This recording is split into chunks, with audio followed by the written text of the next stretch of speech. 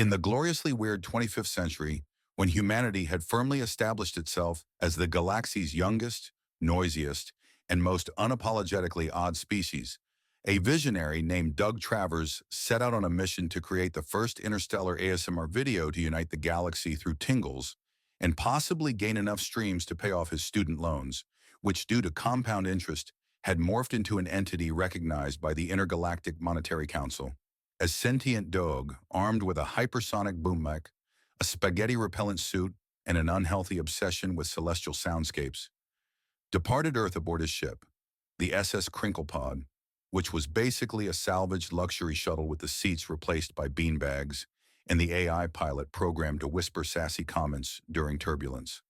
His first stop was Glurptalk 7, home of the Uzarians, who communicated exclusively through wet, slimy gurgles. Their version of small talk was indistinguishable from a clogged toilet having an existential crisis.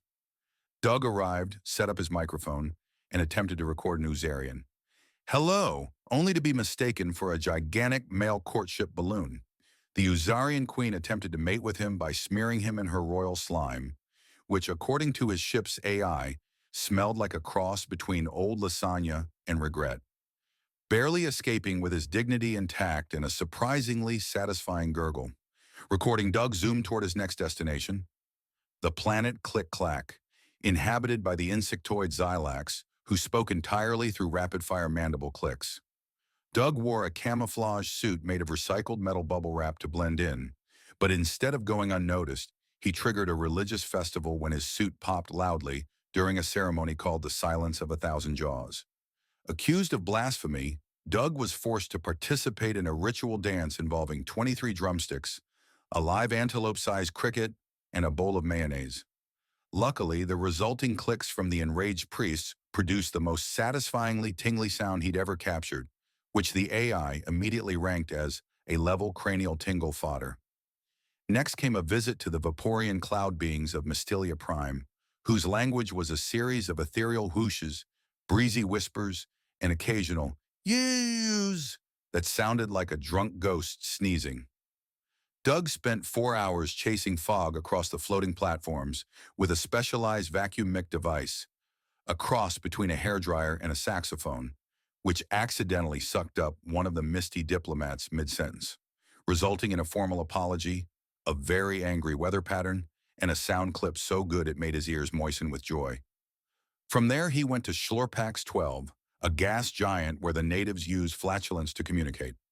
No joke, their entire linguistic system was based on controlled, ritualized toots of varying pitch and length. Doug, wearing a custom-built fart harp, tried to harmonize with the Schlorpian ambassador, but instead created a resonance that caused 3 nearby moons to start vibrating in sympathy.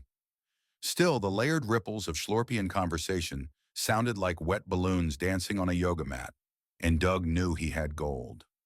Then came the high-stakes planet of Jibjabia, where the creatures communicated through intermittent bursts of snacking noises, crunches, slurps, and the gentle rustle of a wrapper being opened very, very slowly.